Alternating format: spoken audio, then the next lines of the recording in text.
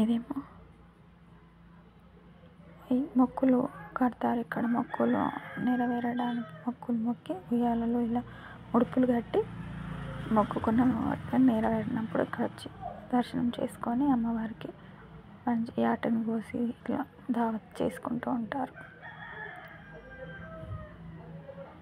మాకు దగ్గరలో ఉన్న గుడి చాలా ప్రత్యేకమైన మాకు 2 టెంపుల్స్ దగ్గరే అమ్మవారి.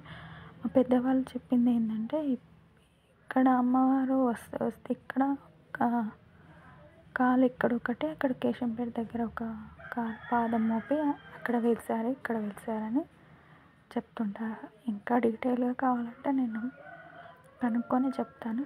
కామెంట్లలో తెలియజేయండి మీరు.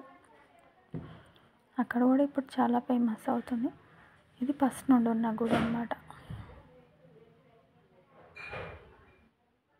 ఇంకా అమ్మవారి రూపం చూడండి ఎంత అద్భుతంగా కనిపిస్తుందో.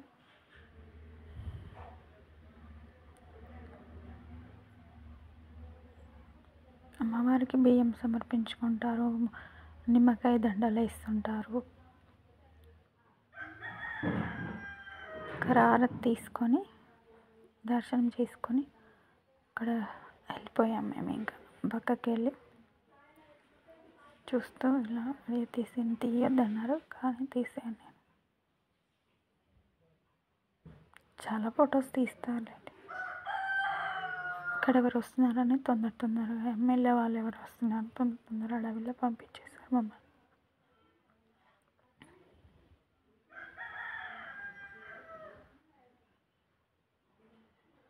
గుడి ఎంత విశాలంగా ఉంది. ఒకప్పుడు ఇక్కడ గుడి లేదు, చెట్టు కిందే ఉంది అమ్మవారు. చాలా రోజుల తర్వాత ఇలా కట్టారు అమ్మవారి